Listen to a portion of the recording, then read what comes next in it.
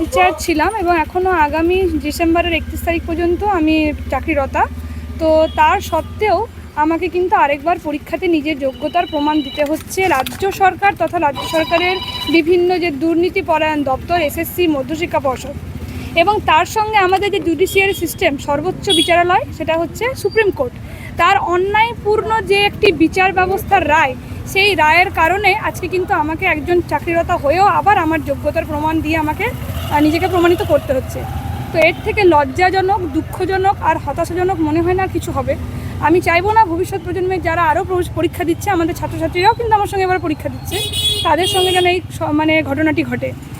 অত্যন্ত হতাশাগ্রস্ত আমরা এবং তীব্র ধিক্কার জানাচ্ছি বিচার ব্যবস্থাকে, এবং যার প্রতি মানুষ ন্যায়ালয়ে গিয়ে ন্যায় পাওয়ার জন্য যেখানে মানুষ আশা রাখে, সেই ন্যায়ালয় কিন্তু আজকে নিরপরাধদেরকে কোনোরকম ন্যায় দিতে পারল না।